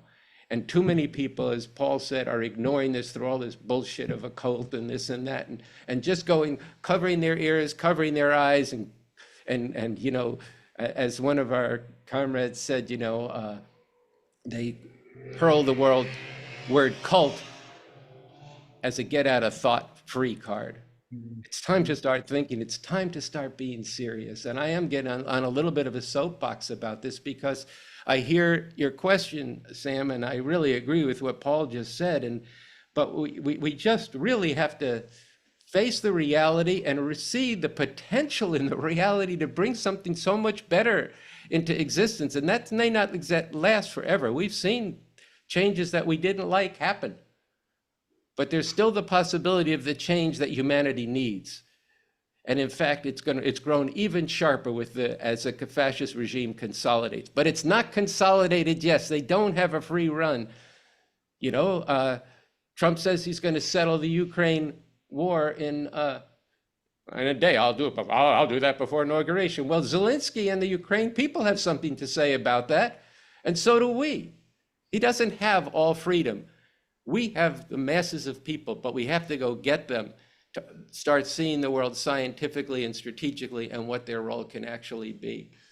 So that's. I'm going to jump in. I don't want to cut you off, Andy, at all. No, I'm done. I'm done with that. I just, I'm looking at the time. I'm looking at who we still have. There's a couple questions that I want to bring forward here. I want everyone to know, your questions are so rich and so helpful, and part of really informing what I'm going to speak to, what I'm going to work on the podcast. And I'm sure that the RNL show will be looking at and be interested in speaking to some of these questions as well.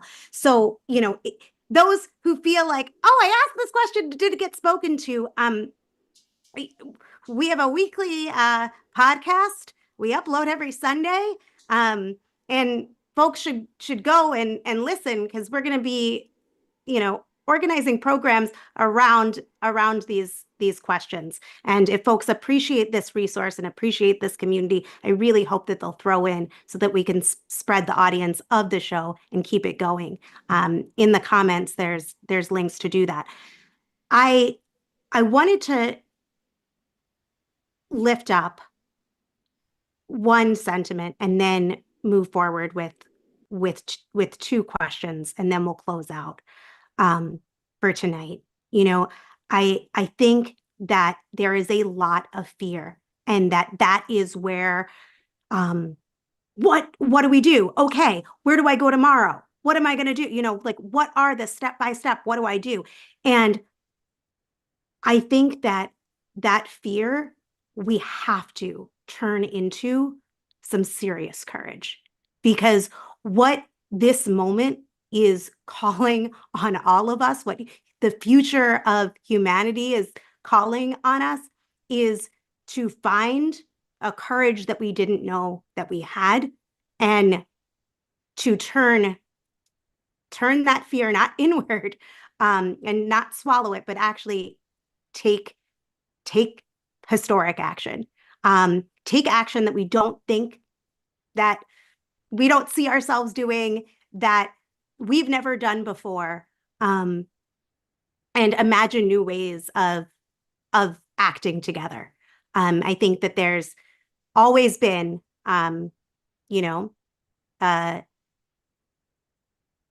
deprived imagination on the part of Americans on how we make change and what we do. And this is a time to break through a lot of that. And okay, Sam, well, what do you mean?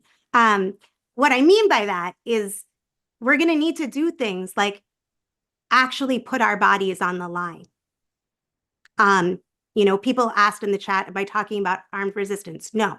What I'm talking about right here in that situation is that you see trucks going to round up people in your neighborhood, you're blocking that from happening. Just as a concrete example, we're going to need to find to find each other.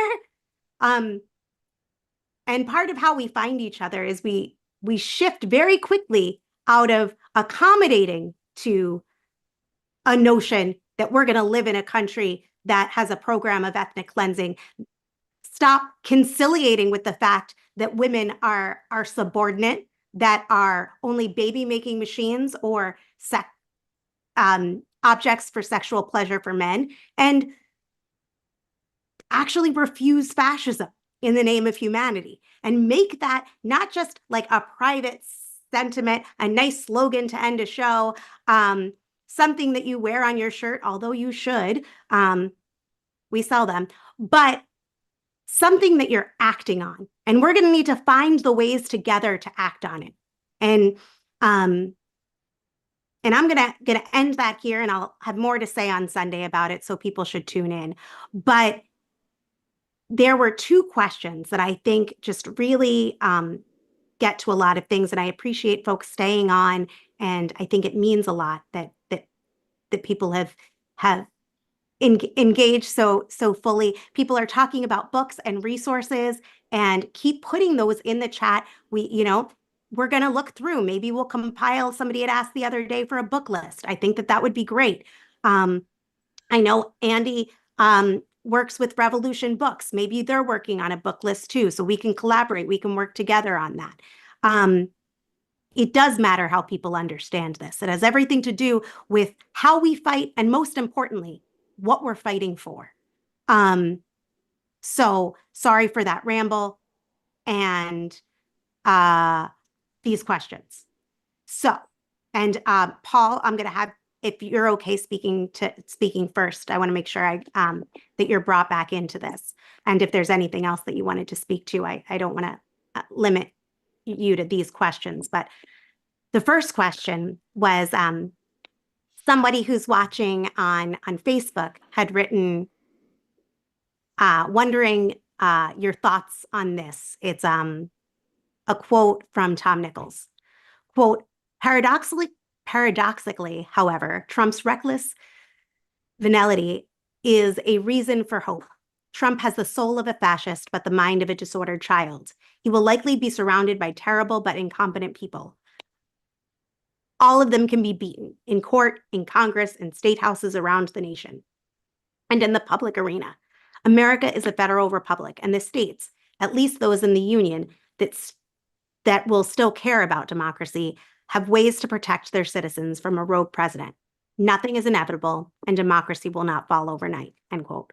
So do you have any thoughts on that, Paul? There's always been a kind of denial of the fascism of Trump centered around the narrative that he's not very intellectually astute. He's not a disciplined ideologue like Mussolini and Hitler were. Well, guess what? He's surrounded by people who are, the Bannons and the Millers and all of that. And now he's got the full-on Heritage Foundation crowd behind him. They've got these, it's kind of like a thing on the liberal left to talk about how stupid the Republicans are. They're just so stupid. And this happens on social media a lot. And I always kind of say, well, yeah, they're kicking your ass, but at least you get to call them dumb and stupid. If you take a look at whatever their 900-page document is from the Project 25 people, the Heritage Foundation document that all the policy wonks did, these people aren't all that stupid. And I'm not even sure how venal all of them are. They're committed right-wing ideologues. A bunch of them are graduates of Harvard and Yale Law. They can string some sentences together. They know what the fuck they're doing. They're just evil. They're Christian white nationalists who are just strongly committed to rolling back the clock in this country and building a fascist America. So, we shall see. We shall see if anywhere that Trump's venality and corruption trips him up, well, we're going to want to take advantage of that. Of course, in terms of the states, I would really caution against this came up with the abortion issue a lot. It fed this narrative that we don't need to take to the streets nationally against the Christian fascist Supreme Court because some of the states will be okay. And the problem with that is then you're consigning, even if that's really true, that you can effectively resist a national fascism through what's going on in your semi-autonomous blue zone states, even if that's true, it's a hell of a statement about consigning the rest of the country, the people living in the 26 or the 27 red states, to Gilead hell. So I'm just not really a big fan of that. And I'm sorry, there's a lot of stuff here where federal power is going to, no pun intended, trump state power. Okay. I let Pritzker here in Illinois. He's going to counter Trump trying to send in the Army and the National Guard to the west side of Chicago to end crime in one day. We're gonna have a civil war. We're gonna Pritzker and what's his name out in California and what's her name out in New York. These governors are what they're going. Should I enlist? Do I need to go to the enlistment station and enlist in the new Union Army being led by our blue governors? I don't think it works like that. So I just wouldn't get. I wouldn't get real excited by this. I did want to say something else, not on that question, which is here's a narrative I'm getting tired of. Or this constant metaphor. You're in the airplane, and I can't help anybody, right? When there's a problem with air pressure in the cabin, I've got to get my mask on, so I'm breathing first. So I've got to take care of myself first before I can help the person next to me with their mask. How about we get rid of the whole fucking system that is a metaphor for a whole plane that is taking us down into the ocean. It's in a flaming wreck. And this other thing, this fear of violence. Uh, um, we need to be honest. You will be to fight this system. There's absolutely no doubt about it. But I mean, when I say to people, well, the solution is we need a revolution. It's amazing how commonly the instantaneous response is, "You're for violence?" No, I'm not for violence. I'm not a weatherman. I don't make bombs. That's not what this. I'm not out to kill people. I'm for a revolution. But somebody could get hurt. Yes, somebody could get hurt. So what are you telling me? Because somebody could get hurt, we all just go, oh, never mind. We were for an alternative society. We had a blueprint for a way to actually live beyond human exploitation and oppression. But it turned out that there are mean people who might shoot us if we try and fight for it. So we decided to forget it. I mean, come on, give me a break. And you want to see people get hurt? You want to see people who get hurt? Stay under this system. You'll see the whole species hurt. You'll see the entire human species and countless other species driven into the ground by capitalism and imperialism. By the way, capitalism and imperialism will do that with or without fascism atop its political superstructure. And one of the answers to the question why we can't just go back to the old system and the way things were that even without fascism atop the system, capitalism is driving us over the edge environmentally, and it's driving us towards potential nuclear war because they operate the competition between imperial states. Okay. And so I've said enough. So I obviously added in a whole bunch of stuff besides responding to your question, for which I almost apologize, but don't. Thanks. Thanks for all your Sorry, input, not sorry. and most importantly, your honesty in providing that input. That I lost my train of thought. Okay, so Andy, did you want to say something, or I'm going to do the next question? Maybe just do the next question. There's not that much Yeah. that much time. I think Paul did a good job on that question. Good job, Paul. Yeah, that's yeah. Good. Okay. This is a question from somebody who is tuning in via Zoom, and they ask, how do you account for the total capitulation of the Democrats as contrast to the conflict between the ruling class that you predicted? I'm not sure I understand the question. How do I understand the capitulation of the? Just read it again. I get the question. I know what they're saying. Go ahead. But I just didn't hear the last. Just sure. say it one more time. Sorry, I'm now finding it because it dropped down again. How do you account for the total capitulation of the Democrats as contrast to the conflict between the ruling class that you predicted?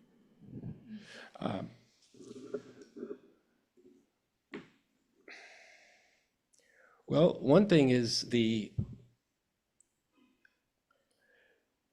the future is not written. You can't just tell what's, necessarily what's going to happen. If I am having some trouble understanding that we predicted. I think this is directed Yeah. towards BA's prediction. Yeah. Is that what Yes. they're asking?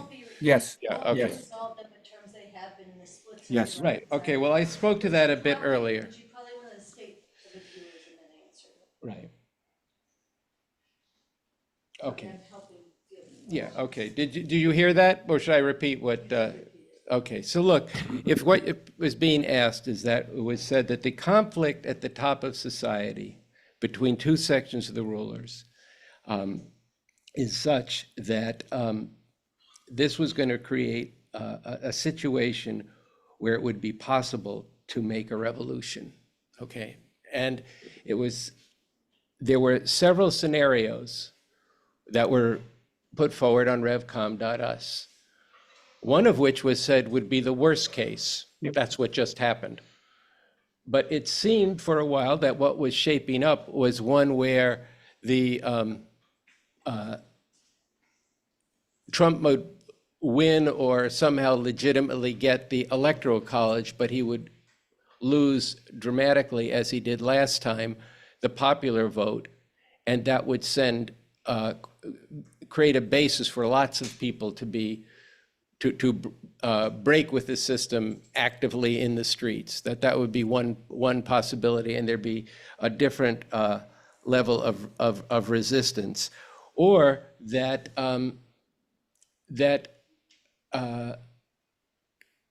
in the event of Kamala Harris winning, that the Trump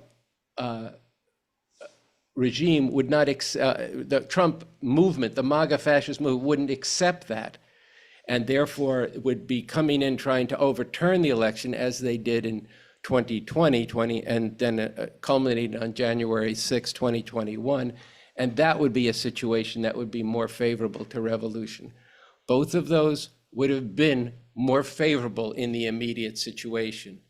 But what I was speaking to before is that the actual contradiction that's identified in the various works that we've put out, and especially in the work from Bob Avakian, Something Terrible or Something Truly Emancipating, does speak to the fact that there hasn't been a split in the ruling class over how this country should be governed, where there's no reconciliation between the two sides of this since the Civil War, which got resolved actually through the Civil War itself.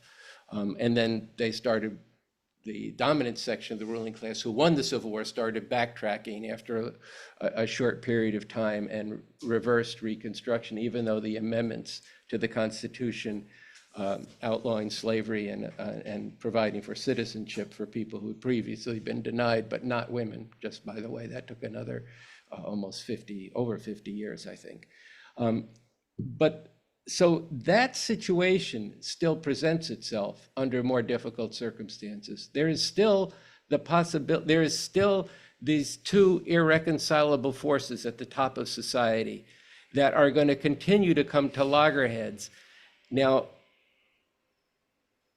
ultimately, the Democrats cannot fight these, I've said this a few times, cannot and will not fight these fascists the way they need to be fought. That doesn't mean that there will be no resistance within the ruling class. There is going to be a lot of conflict, and Paul pointed out earlier, there's state governments, there's all kinds of things that will present itself, and there'll be most importantly the action of the masses. That's the point of looking to what happened when people saw George Floyd suffocated. Yeah. What happened when thousands of women were and young men were confronted with that there would be no right to abortion, inconceivable to people. In fact, they'd been told by the Democrats and all these women's organizations that probably wouldn't happen. And then they had that unconscionable position that Paul was talking about. Well, it's not going to, they can't do this nationally. Well, it's been really wonderful for poor women, particularly women of color in Texas and these states where it's outlawed, trying to actually get someplace. Oh, don't worry, we've raised money to transport people. Oh, but guess what? There's not enough money. The transportation is declared illegal itself in some places, and the abortion clinics in the other states can't even begin to provide for that. So I think that we have to take a look here at there's going to be big changes that come up. And the opportunity that we were speaking about may still exist sooner than we think, or it may be a little bit more protracted, but the actual contradictions we're working on are present right now. And in fact, very urgently so. This is a time for determined struggle right now, and we should, and it's been our experience, the RevCom's experience in the last 2 weeks, that we go out into the square. No, it's not like 2017 that there's hundreds of people just out there with lots of homemade signs, but there's a lot more receptivity among hundreds of people that we've met just in the last 2 days who want to know, what do we do about this, and are open to more radical ideas, you know, and not just radical, but to why did this happen? What can we do about it? Is there a different way society could be? The more way back, you know, in the first pamphlet we put out, a declaration and call about this time, the point was made that when you have this kind of shock to the system, like this election of Trump and popular vote, people are going to ask questions. Why did this happen? We're talking about that today. Was there anything that could have been done about it?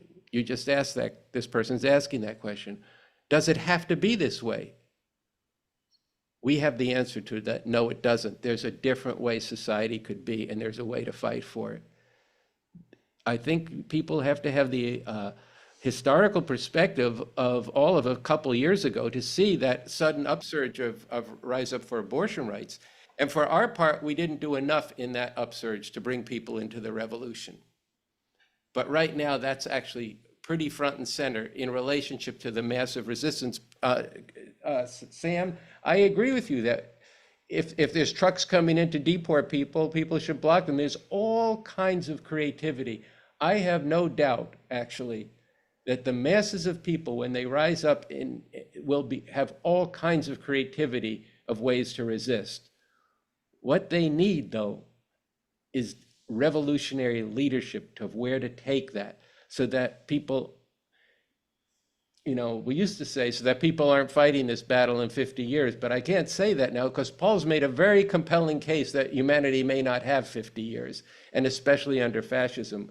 Trump did say to the Christian fascists who are actually at the core of this movement that vote for me and it'll be the last election you have to worry about. And I think you should take him at his word. This is a fascist regime. They are intending to eliminate a whole lot of people through deportation and probably other means, and they're intending to lock down the levers of power. So now is the time for a lot of courage and a lot of struggle. And there is a way, there is a strategy for this, and you don't know it. You need to now, but you can know it. You need to really support this campaign to get this Bobovakian social media out to people. Listen to 5 or 6 of them. You don't agree? All right, then you'll do something else. But I think people, it's been our experience that when people start engaging this, they go like, oh, I hadn't actually seen it that way. Oh, man, I never thought of it like that. I didn't see what really is going on. I didn't see beneath the surface. And people don't even realize how much their thinking is determined by what they hear on social media, what they hear from the politicians, what they hear from just the way life is under this system. That's all being disrupted right now. And this is a time that we have to seize. So I wanted for us to talk about, to see that yes, the situation did not turn out in our most favorable scenario. It's not as favorable, but the actual conditions still exist, and we can't actually say right now how unfavorable it is. I really want to emphasize this. I don't know what this motherfucker is going to do in the next couple of days and what people are going to be awakened to. And, look, I've just been biting my tongue on saying this, but there were some events during this election. You just think about who just won. 91 indictments, 2 impeachments, 2 assassination attempts. There's all kinds of things that can happen.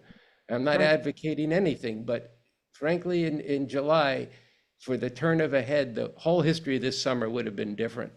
I don't know what's going to happen, and neither does anybody else listening here. But what I do know, and what Bob Avakian has said, is that this irreconcilable contradiction, the radical resolution of how this country is going to be run, is still up for grabs if we say what we have to say about it. If you leave it to the Democrats and you wait, then yeah, game over, okay? They will not fight this. I said that 10 times today. He says it over and over again. They will not fight it in any way that resolves this. But we have something to say, and we are hundreds of millions of people. And we got to start getting the thousands to get the millions, and we have to do it now. I'll just say this to the RevComs and to include myself in that, to the RevCom Corps for the Emancipation of Humanity.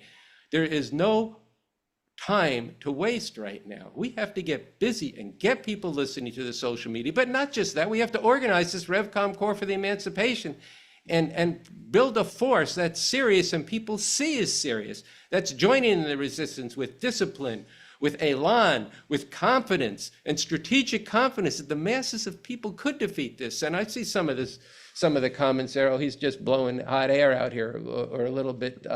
This is not hot air, this is real. But the fact that you're raising it that way is you're not actually thinking about what could be and what's needed. You see, you're not thinking about what's actually needed. You're not looking at the situation. You're saying, well, I'm not for the Democrats. I'm gonna, just bring food to the homeless. So fine, bring food to the homeless, but that is not going to get rid of fascism or whatever social welfare you're doing, no matter how much you try to dress it up in socialist or anarchist rhetoric. It's not going to get rid of what we're facing here. But there is a way out, and it's a great way out, because there is a constitution and a different way we could be living. So yes, I'm on a soapbox about that, but I'm not going to apologize for that, because we actually need to get organized for an actual revolution. And yes, we have to resist with everything we've got, every motherfucking move these people take. We can't let them get away with a thing, and then we'll see. We'll see this. There was a great rock and roll band called The Clash, and they had a symbol on their album, so the future is unwritten. That is true. It's unwritten. You don't know, and I don't know what's possible right now, but I know what's possible. You don't know what's going to be, and I don't know what's going to be, but I do know what's possible only if we struggle for what I'm talking about and what Bob Avakian's talking about.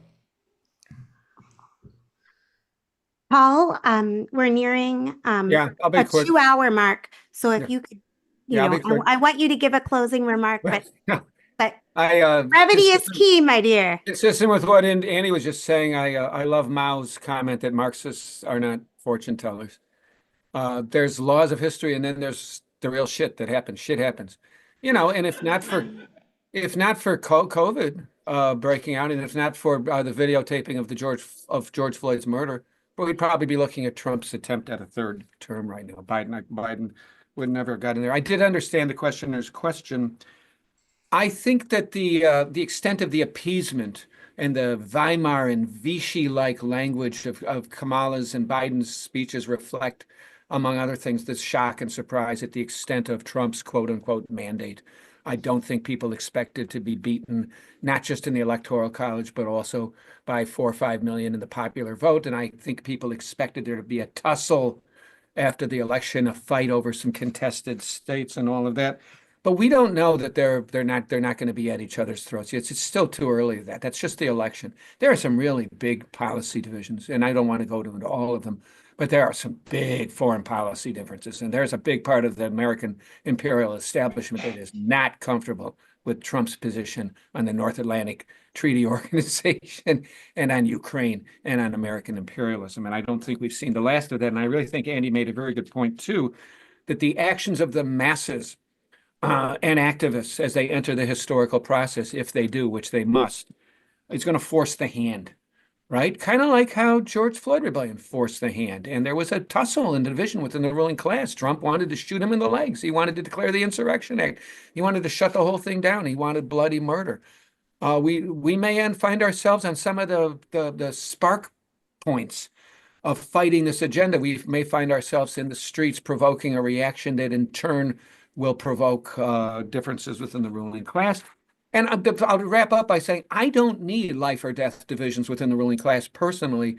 I never have in order to advocate the socialist radical reconstruction of American society. Obviously, that's part of the context for revolutionary moments. But I've been for that for all of my adult life, ever since I went to the Little Red Schoolhouse on the prairie out at DeKalb, Illinois in the 1970s. I've always advocated radical reconstruction of society along socialist lines. Capitalism is destroying livable ecology. Capitalism will, as long as it survives, will always create space within which fascism can arise. Capitalism, as long as it exists, will pose existential questions of human survival related to warfare between imperial states. And capitalism will always be a form of anarchy driven by conflicts. The primary contradiction, as the RevComs point out, is not labor versus capital, but capital versus capital. Capital is always at war with itself, and its war for its battle, it's to be the top dog, parasitic appropriator of surplus value, and all of that means that they will drive us over the cliff. And if we don't overthrow this motherfucking system, we're fucked.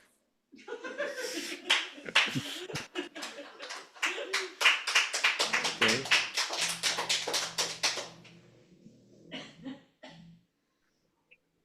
I Particularly blunt about it. yeah.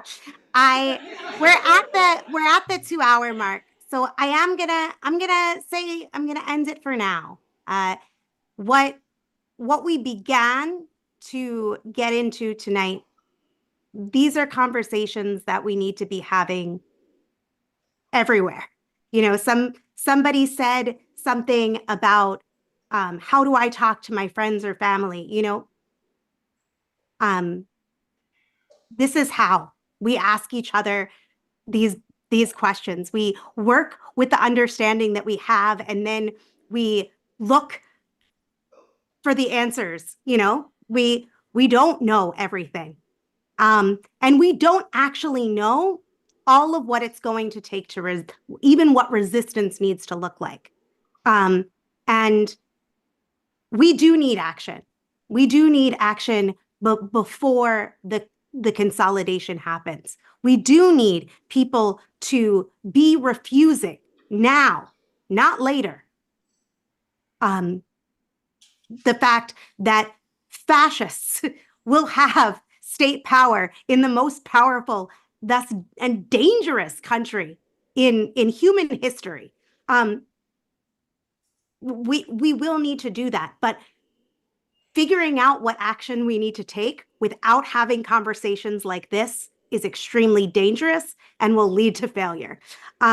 So I just want to put that out there, and that doesn't mean that we don't need to talk about what it means to unite all who can be united to resist, to refuse fascism in the name of humanity. So I want to thank again, Paul and Andy, for joining me. I want to thank you all for tuning in, for sharing your questions, your disagreements, your appreciations, your overall engagement. The resources that you were sharing, it all mattered. You can read more from and stay connected with Paul via his Substack, the Paul Street Report, which is paulstreet.substack.com.